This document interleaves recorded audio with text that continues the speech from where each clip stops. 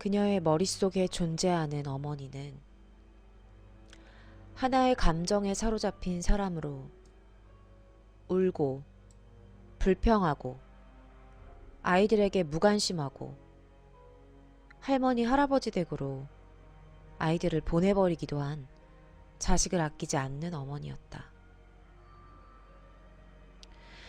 2006년 7월 23일 오전 11시 설해마을 지구대에 전화가 한 통 걸려옵니다.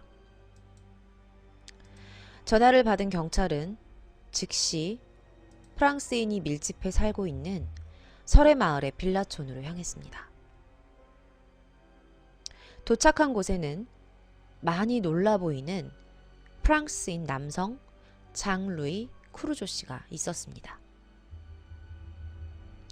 그는 한국에 사는 프랑스인 가족의 가장이었고요. 그해 6월 29일 가족들과 휴가차 프랑스로 출국했다가 7월 18일 회사 회의 참석을 위해 혼자서만 한국으로 잠시 들어온 상태였습니다. 잠깐 나갔다가 아빠만, 이 남자만 잠깐 한국에 들어온 상태인 거예요. 자, 그런데 나흘 뒤 7월 23일 그는 설해마을 자신의 집으로 들어가는 길에 경비실에 들러서 택배로 온 간고등어를 받아서 넣어두기 위해 자신의 집 베란다에 냉동고 문을 열었습니다. 자, 그때 당시의 냉동고 사진입니다. 자, 이 냉동고는요, 총 5개의 서랍 형태로 되어 있고요. 그는 간고등어를 넣을 자리를 찾기 위해 냉동고 서랍을 하나하나 열게 됩니다. 자, 세 번째 냉동고 서랍을 닫은 뒤에 네 번째 서랍과 다섯 번째 서랍을 열었을 때 그는 엄청난 광경을 목격하고 충격에 휩싸이게 됩니다. 뭘 봤길래? 자, 냉동고 서랍 속에요, 어린 아기의 손이 보였던 것입니다. 그는 너무 놀라서 봉지를 열어서 쌓여있는 수건을 열어봤어요. 봉지에 이렇게 쌓여 있었는데 그걸 열어본 거야. 그 안에는 이미 죽어서 꽁꽁 얼어버린 영아의 시신이 들어있었습니다. 더 충격적인 것은요, 다섯 번째 서랍에도 똑같이 수건과 비닐에 쌓인 영아의 시신이 들어있었다는 사실이죠. 자, 발견된 시신은 모두 사내 아이였고요. 한 아이의 얼굴은 유독 심하게 부패되어 있었다고 합니다. 자, 너무 놀랐어요, 지금. 간고등어를 넣으려고 냉동고를 열었더니 거기에 뭐 갑자기 애기 시신이 2개가 들어있는 거야. 그는 정신을 차리기 위해 거실에 가서 앉았고 한국인 친구에게 연락해 경찰에 신고해 주기를 부탁합니다. 지금 우리 집 냉장고에 냉동실에 시체가 있어. 너가 신고 좀 해줘. 그런데 여기서 의문점이 하나 생겨요. 자, 근데 2아이가 있었어요. 근데 왜 하필 한 아이의 얼굴만 유독 부패가 되어 있었을까요? 이상하죠? 그쵸? 2아이 중에 한 아이는 사망한 뒤에 바로 냉동고에 넣었다고 볼 수 있고, 나머지 한 아이는 부패가 될 만큼의 시간 동안 방치되어 있다가 냉동고로 들어갔다, 이렇게 볼 수가 있는 거죠. 자, 전문가의 의견으로 부패가 진행되었다는 것은 최소 한 12시간 정도의 시간 차이가 둘 사이에 발생한다는 것으로 볼 수 있고요. 또 2 영아 사이에 어떤 편차가 존재하는데 그것에 대한 설명을 할 수 있어야 한다 라고 의견을 밝혔습니다. 자, 쿠르조는요, 프랑스로 휴가를 떠나기 전에 자신의 친구 마틴이라는 친구에게 우리 집 좀 봐줘 라면서 본인의 카드키를 맡겼었어요. 당연히 경찰은 마틴을 수사했겠죠. 하지만 마틴이 그 사이에 왔다 갔다 하긴 했어요. 크루조의 집에. 근데 그한테서는 아무런 혐의점도 찾지를 못했습니다. 그래서 마틴은 용의선상에서 제외가 됩니다.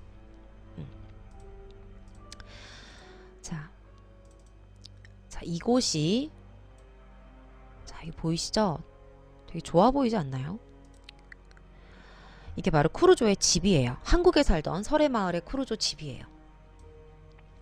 쿠루조의 휴가 기간 동안요, 그 집은 장기간 비어 있었습니다. 그리고 그들의 집은 회사에서 마련해준 70평 넓이에 엄청 커요. CCTV가 여러 대 있고요. 다시 말하자면 외부인의 침입이 철저하게 엄격하게 통제되어 있는 곳이었습니다. 자, 입주민 카드가 없이는 절대로 들어갈 수가 없어요, 이 집은. 근데 도대체 어떻게 그의 집 냉동고에 영아의 사체가 2구나 들어있었던 것일까요? 자, 곧이어 사건 발생 하루 뒤인 7월 24일 경찰은 국과수에 쿠루조와 영아들의 DNA 분석을 의뢰했습니다. 1차 부검 결과 영아들의 폐는요, 독립호흡을 한 흔적이 있었어요. 아이들이 엄마 뱃속에서 나오면 울면서 호흡을 시작하죠. 그 호흡을 하게 되면 폐에 공기가 들어가나? 아무튼 그렇다고 해요. 그래서 그 독립호흡을 한 흔적이 발견이 된 거예요. 자, 독립호흡을 한 흔적이 있었고, 그리고 몸에는 탯줄도 있었고요. 그리고 태반이 묻어있는 것으로 봐서 그들은 태어난 뒤에 사망한 것으로 밝혀졌습니다. 하지만 영아의 시신이 심하게 얼어 있었기 때문에 정확한 사망 시기나 확인은 불가능했습니다. 또한 한 아이의 얼굴만 심하게 부패된 것으로 보아 일정 시간 아이를 방치했다가 냉동고에 넣었을 것이다 라고 판단을 하게 된 거죠. 그리고 이 사건이 외부보다는 집 안에서 가족들 사이에서 벌어진 일일 가능성이 크다라고 전문가는 보았습니다. 자, 그리고 경찰은요, 영아를 감싸고 있었던 수건이 집에서 사용하던 수건과 비슷한 종류고, 그 비닐 싼 거 있잖아요. 그 비닐도 사실은 그 집 근처에 있는 슈퍼마켓에서 3년 동안 자체적으로 제작했던 비닐이었다는 사실까지 알아냅니다. 그럼 이건 외부인이 했다고 보긴 조금 어렵겠죠? 자, 사건 발생 5일 뒤인 7월 28일 충격적인 사실이 드러납니다. 뭘까요? 자, 신고 당일 기억나시죠? 신고 당일의 쿠루조는요, 자신의 모발과 타액을 채취하는 것에 동의했었어요. 그래서 국과수에선 그 샘플을 얻어서 DNA 대조를 했어요. 그 영아들과 DNA 대조를 해봤는데 쿠루조가 죽은 영아들의 친아빠로 밝혀진 거죠. 하지만 이 사실이 밝혀졌을 때 이미 쿠루조는 프랑스로 다시 떠난 뒤였습니다. 자, 경찰이 왜 쿠루조를 프랑스로 보냈냐면 쿠루조의 신분이 확실하다 이거죠. 되게 큰 기업의 엔지니어였나? 아무튼 어떤 직업을 가지고 있었대요. 그러다 보니까 얘가 도망가봤자 신분이 확실하니까 그냥 보내준 거지 이렇게 된 거예요. 근데 이게 사실은 경찰한테 있어서는 실수였다고 해요. 자, 암튼간 이제 그 국과수에서요, 그 집에서 부부가 사용했었던 칫솔, 귀이개 이런 데서 DNA를 막 채취를 해요. 그래서 총 6개의 DNA를 찾아요. 근데 그 중에 3개는 남자 거였고요. 3개는 여자 거였어요. DNA 6개 중에.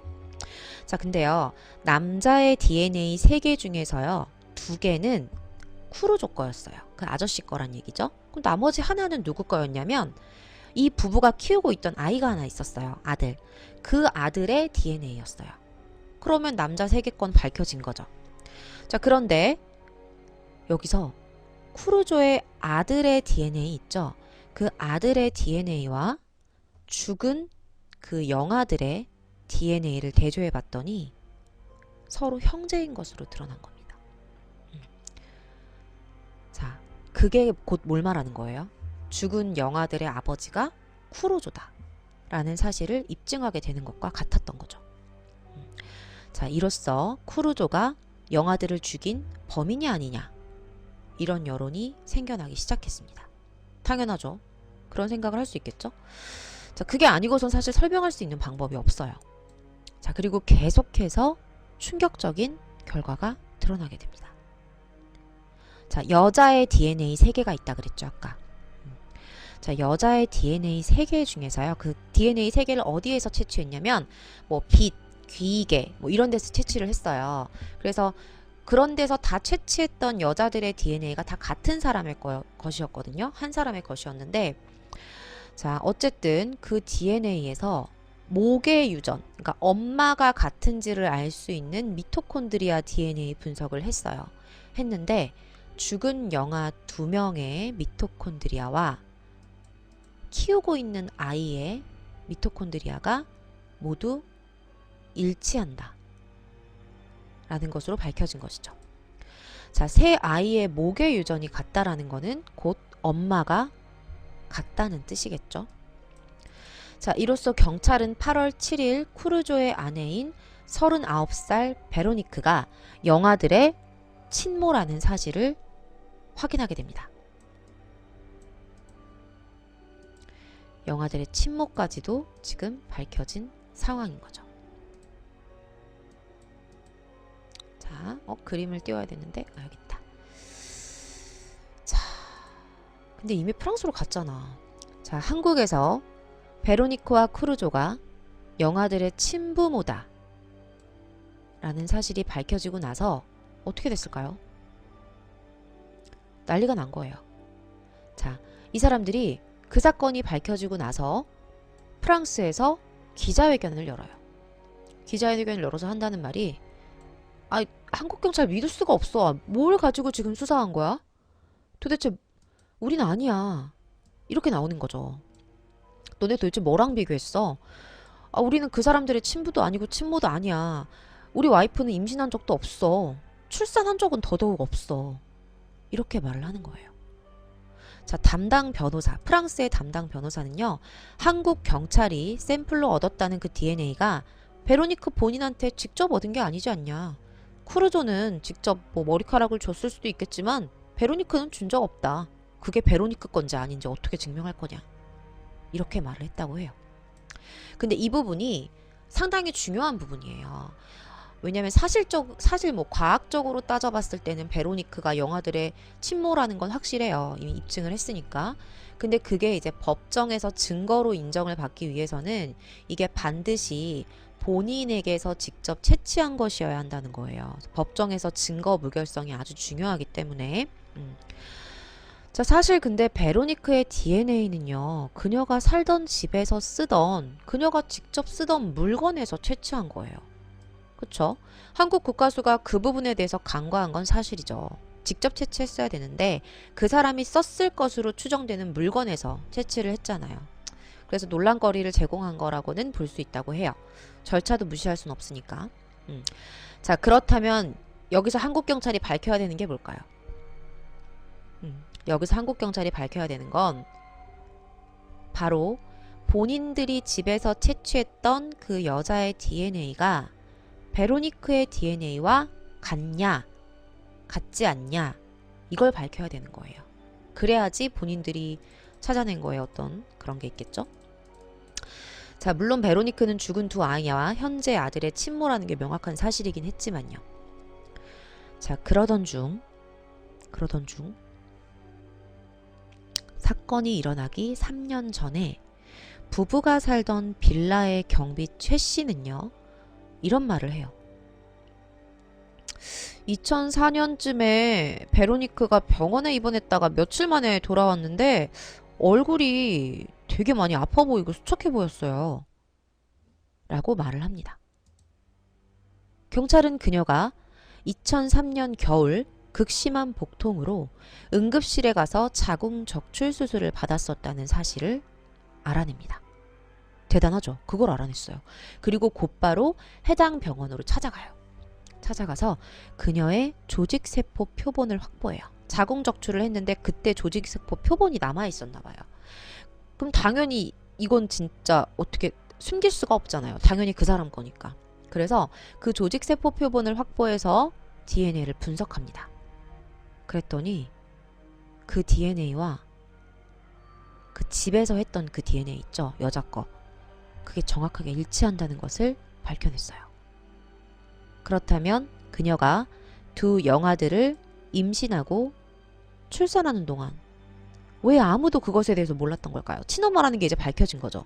근데 그 임신을 하고 애를 낳고 하는 동안 왜 아무것도 그거에 대해서 아무도 몰랐냐는 거예요. 근데 주변에 있는 지인들과 아파트 경비원들이요, 입을 모아서 이렇게 말해요. 아니 임신을 했을 리가 없어요. 배가 나온 적도 없고 그런 거 본 적도 없어요. 근데 더 웃긴 건 남편도 몰랐대요. 임신했다는 걸. 같이 사는 남편이 와이프가 임신한 걸 몰랐대. 그것도 2번이나. 이게 말이 돼요? 자, 여자가 임신을 하면요, 한 5개월, 사람에 따라 다르지만 한 5개월 정도 지나면 배가 나와요. 배가 나오는 게 보여요. 특히 뭐 여름에 만약에 배가 나오기 시작했다면 더 티가 많이 났었겠죠? 다른 사람들이야 모를 수 있다 쳐도 남편이 몰랐다는 건 좀 이해가 안 가더라고요. 자, 프랑스 측은 한국 검찰에 형사사법 공조를 요청했어요. 이에 따라서 한국 검찰은 쿠르조 부부에 대한 각종 수사 자료와 기록을 프랑스어로 번역해서 전달하게 됩니다. 그리고 영아들의 DNA 샘플도 보냈어요. 프랑스로. 자, 결국 10월 10일 프랑스 당국은요, 영아들이 쿠르조 부부의 친자인 것을 확인하고요, 그 둘을 긴급 체포합니다.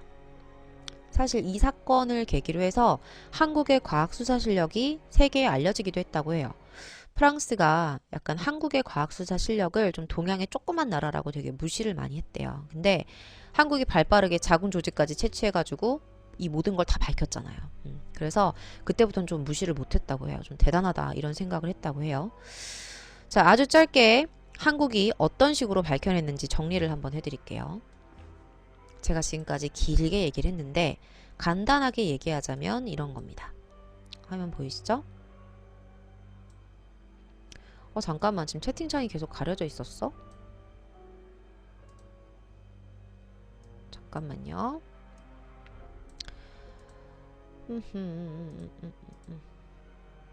이거 내려야겠다. 자, 지금 여기 화면 보이시죠? 자, 첫 번째는, 자, 이 쿠르조예요. 이 남자가 쿠르조. 근데, 자, 두 아들 칫솔을 채취해서 DNA를 채취해서 부자관계인 걸 처음에 확인을 해요. 확인을 하고, 그 다음에 그 남자 영아, 아이들하고도 비교를 했더니 친아빠였어. 그럼 당연히 형제다. 셋째, 넷째다. 이걸 알겠죠? 그쵸? 자, 그러면 이제 엄마. 근데 이 여자가 처음에는 베로니크라고 얘기할 순 없죠. 일단은 여자의 DNA가 발견된 건데, 거기서 뭐 이제 기계 같은 데서 DNA를 채취를 해요. 그래서 얘네들이 이제 모계 유전이 같으니까 모계가 일치한다. 그러니까 이게 같은 형제다. 베로니크 당신이 얘네들의 엄마다라고 얘기를 했는데 여기서 프랑스가 시비를 걸잖아요. 그게 베로니크 건지 아닌지 어떻게 하냐. 베로니크 게 아닐 수도 있지 않냐. 라고 말을 해서 그렇게 말을 해서 이제 뭘 한 거예요. 자궁적출 수술 했던 걸 알아내고 그 조직 샘플을 받아서 비교했고 그래서 DNA가 같다. 이걸 밝혀서 친모 친부인 걸 밝힌 거죠. 그래서 과학수사 실력이 사실 알려질만 했어요. 이때. 자, 쿠르조 부부는요. 체포되기 전까지 본인들에게 아무 혐의가 없다. 이렇게 강력하게 주장했습니다. 한국에 이어서 프랑스 사법당국의 DNA 분석 결과에서도 자신들이 영아의 부모로 밝혀지자 베로니크는 체포 직후 자신의 범행을 인정했습니다. 그리고 이 과정에서 쿠르조는 큰 충격에 빠졌다고 변호인은 전했습니다. 자기 와이프가 애를 낳았었대. 실제로 낳았었다고 하니까 얼마나 놀랬겠어요, 지금. 그럴만도 하죠. 자, 왜 그랬을까요? 베로니크는요, 자신이 살고 있던 그 한국 집에서 2002년 9월 그리고 2003년 12월 두 차례 아무도 모르게 집안 욕조에서 출산을 했고요. 아기의 목을 졸라 살해하고 사체를 비닐봉지에 넣어서 냉동고에 보관했습니다. 그런데 그녀가 입을 열면서 또 다른 엽기적인 범행 사실이 추가적으로 드러납니다. 그것은 바로 그녀가 한국에 오기 전에도 한 명의 아기를 더 죽인 적이 있다는 것이었습니다. 결국 그녀는 자신이 낳은 3명의 아기를 죽였던 거죠. 너무하지 않나요? 자, 그녀는 99년 7월 프랑스 자택에서 혼자 아기를 낳은 뒤 목 졸라 숨지게 하고 사체를 그날 하루 벽장에 잠시 방치했다가 벽난로에 넣어서 태워버렸다고 해요. 프랑스에서랑은 달리 한국에서는 왜 사체를 그럼 냉동고에 보관했습니까? 라는 질문에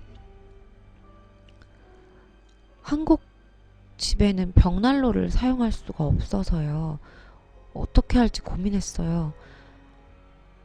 아기들을 없앨 용기가 나지 않았는데 쓰레기통에는 버릴 수 없어서 냉동고에 보관했어요.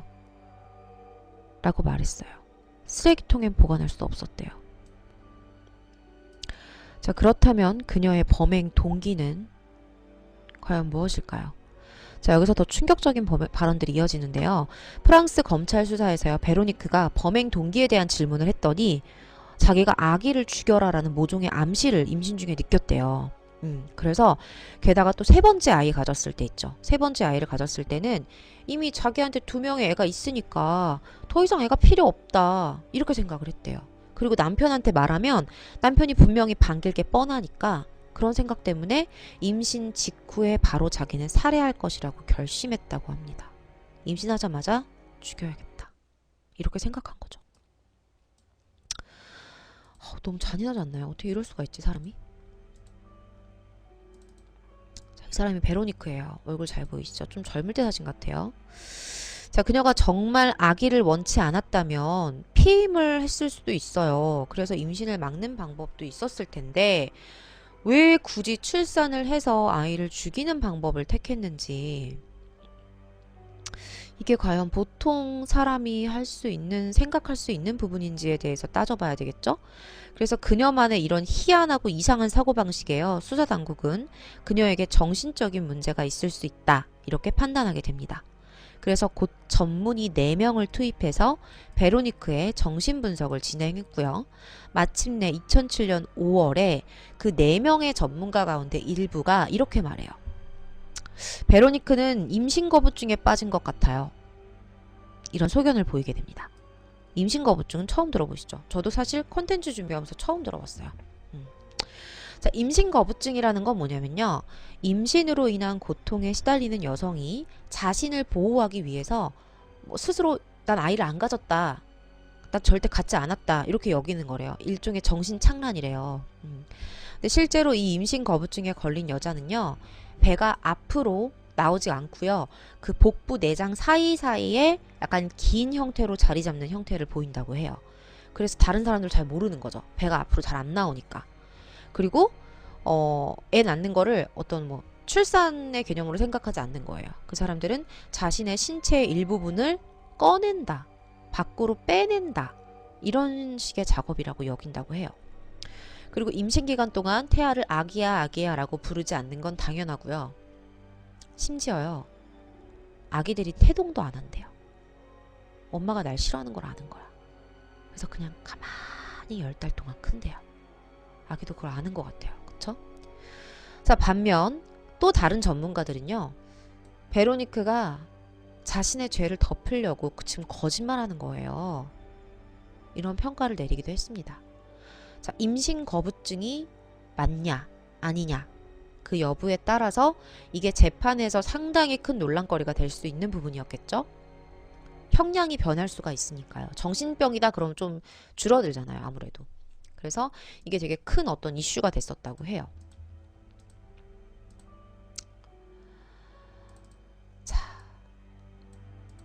자, 그렇다면요, 경찰은 쿠르조, 이 남편이요, 남편에 대해서는 아무런 의심도 하지 않았을까요? 남편에 대해서는 의심을 안 했을까요? 난 남편이 조금 의심스러웠어. 자, 솔직히 다른 사람도 아니고 남편인데 어떻게 아내가 3번을 임신하고 아이를 낳는 동안 아무것도 모를 수가 있을까요? 그가 처음 영화들을 발견했던 그 상황에 대해서요, 국내 전문가들이 몇 가지 의문점을 가집니다. 자, 첫 번째. 저는 이 의문점을 전문가들이 가지는 걸 보고, 아, 역시 전문가구나, 이런 생각을 했어요. 첫 번째. 자, 쿠르조가요, 당시에 영화 사체를 발견을 해요. 그리고 빌라 경비원을 불렀대요. 빌라 경비원을 불렀대요. 조조님 반갑습니다. 자, 근데 봐봐요. 내가 영화 사체를 발견했어. 근데 자기 친구한테 부탁을 했어. 경찰에 신고 좀 해달라고. 그럼 거기서 그냥 기다리면 되는데 굳이 경비원을 불러서 이렇게 말했대요. 막 엄청 놀라서 막 냉동고를 가리키면서 저기 안에 투 베이비가 들어있다. 투 베이비. 이렇게 얘기를 했대요. 근데 서랍은 닫혀 있었대요. 냉동고 서랍은. 그러니까 이게 무슨 말이냐면 이미 쿠르조가 네 번째, 다섯 번째 칸을 열어서 비닐봉지를 걷었고 그리고 수건을 걷어서 죽어있는 아이들을 확인을 했어요. 그 충격적인 상태에서 다시 그 아이들을 수건으로 싸고 비닐로 싸서 냉동고에 넣어서 서랍을 밀어 넣었대요. 그런 상황인 거예요. 지금 따져보자면. 그리고 또 굳이 그거를 제3자를 불러서 그 장면을 목격하게 만들었다는 거죠. 자, 이게 국내 전문가들이 의문점으로 제시했던 부분이에요. 여러분들이라면 그럴 수 있겠어요? 시체를 발견했어. 근데 그게 예를 들면 뭐 위에서 뚝 떨어졌어. 그럼 그거를 다시 들어갖고 위로 올려놓겠어요? 그거랑 똑같은 거예요, 지금. 왜 굳이 그런 행동을 했을까? 이게 첫 번째 전문가들의 의문이고요. 자, 두 번째 의문점은 바로 간고등어예요. 간고등어. 자, 프랑스에서 휴가를 지내다가 잠깐 한국에 들어왔어요. 쿠르조는. 잠깐 들어왔는데 왜 굳이 잠깐 들어온 거잖아. 근데 왜 그 혼자서 다 먹지도 못할 그 많은 간고등어를 박스채로 시켜서 주문을 했을까요? 어차피 나갈 건데 프랑스로 다시. 그쵸? 이거 이상하죠. 근데 그게 어쩌면 영화의 사체를 발견하게 하는 자연스러운 어떤 동선을 만들어내기 위한 장치였다. 이런 의견도 있습니다. 왜 그걸 발견하게 만들려고 했는지는 모르겠지만 이 사람한테 어떤 의도가 있었기 때문에 발견하게 하기 위한 어떤 구실로서 간고등어를 선택한 게 아니냐. 이런 말도 있었어요. 자, 마지막. 세 번째 의문점. 세 번째 의문점이 뭐냐면 자, 여기서 잘 들으셔야 돼요. 자, 2002년에요. 그 사람들이 한국에 처음 왔어요. 처음 와서 A라는 빌라에 살기 시작했어요. 자, 동시에 그해 9월에요. 이 베로니크가 그 빌라에서 아기를 낳아서 죽이고 얼려요. 그리고 그 다음 해 2003년 12월에도요. 같은 A 빌라에서 아이를 낳고 죽여요. 그리고 또 냉동실에 얼려요. 자, 그리고요. 그 빌라에서 1년을 더 살아요. 더 살고요. 2005년에 지금 살고 있는 B 빌라로 이사를 와요.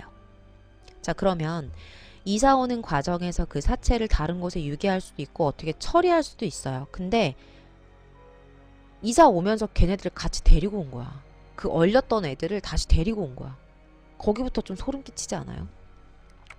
그리고 그 과정에서 이사를 하고 있는데 남편이 그 사체를 발견하지 못했다. 이게 납득하기 쉬운 부분일까요? 또 친구들이 가끔 그 집에 놀러 오면요. 여름에 막 그 냉동실에서 아이스크림도 꺼내 먹고 그랬대요. 엄청나게 공개적인 장소잖아요. 그쵸?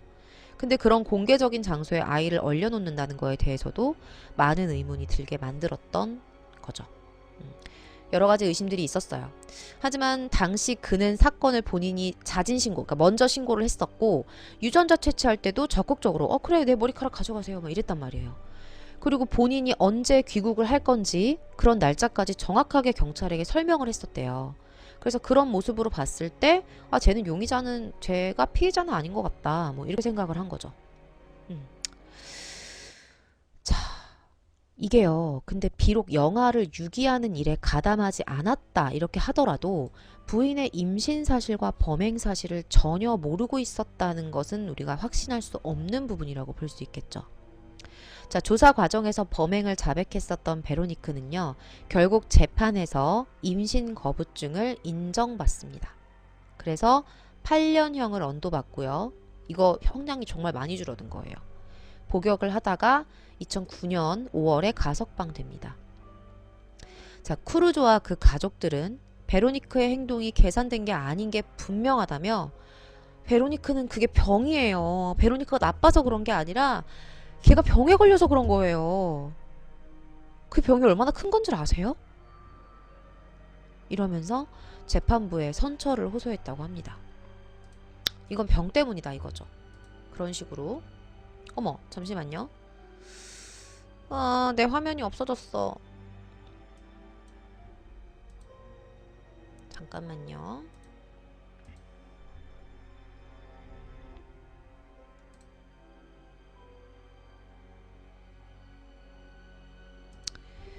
화면이 안 뜨니까 잠깐만 이거 끄고 할게요. 거의 마무리 됐는데. 에이. 자, 여러분 이거 보이세요? 그녀를 버릴 수가 없었다. 자, 장루이 크루조는요, 이 모든 일을 겪으면서 자신의 아내를 기다렸어요. 그리고 그녀는 가족의 품으로 돌아왔습니다. 이 책의 내용을 잠깐 읽어드릴게요. 했어야 했는데 라고 생각한들 너무 늦은 일이라 아무에게도 도움이 안 된다. 나는 더 이상 이런 비난에만 집중하고 싶지 않았다. 그저 과거의 일에서 교훈만을 취하면 되는 것이다. 내 삶을 다시 살 수 있는 기회가 온다면 나는 지난날의 교훈을 마음에 새기고 살면 될 것이다. 이제 나는 안다. 세상에 하찮은 것은 아무것도 없으며 고집을 부리거나 다른 사람을 귀찮게 하더라도 그냥 지나치지 말아야 하는 징후가 있다는 것을. 나는 앞으로 이 사실을 잊지 않을 것이다. 자, 이게 그 쿠루조가 쓴 책이에요. 그 일을 겪고 나서 그녀를 버릴 수 없었다라는 책의 한 부분입니다. 그리고 제가 아까 스토리 처음 맨 처음 시작할 때 읽어드렸던 부분 있죠. 그녀의 머릿속에 존재하는 어머니는 하나의 감정에 사로잡혀 있었고 아이들에게 무관심했으며 할아버지 할머니 댁으로 아이들을 보내버렸다. 이것도요, 이 책에 있었던 내용이에요. 그녀가 어떻게 살아왔었는지에 대한 이야기를 하고 있는 거죠. 자, 그리고 자신의 아이를 셋이나 살해했지만 이미 두 아이를 함께 낳아서 기르고 있는 자신의 아내를 버릴 수 없다 라는 입장을 보였고요. 쿠루조는 자신의 아내를 구명하는 데 적극적으로 힘쓰고 있었습니다. 현재 쿠루조 가족은 프랑스 수비니에서 함께 생활하고 있다고 합니다. 관심받지 못하고 자란 어린 시절이 과연 그녀의 이런 살인행위들을 정당화해 줄 수 있을까요? 그리고 임신 거부증이라는 일종의 정신병명이 죄의 크기를 줄여줄 수 있는지도 생각해 보아야 할 문제 같습니다. 자, 이번 사건은요, 단지 비정한 엄마의 엽기적인 살인행각이라는 데서 벗어나서 상당히 좀 많은 생각을 하게 만드는 사건이었습니다. 베로니크의 살인행위와 연결되어 있었던 쿠루조의 반응, 그리고 그 기다림 때문일 수도 있겠죠. 지금까지 설의 마을 영아 유기 살해 사건이었습니다.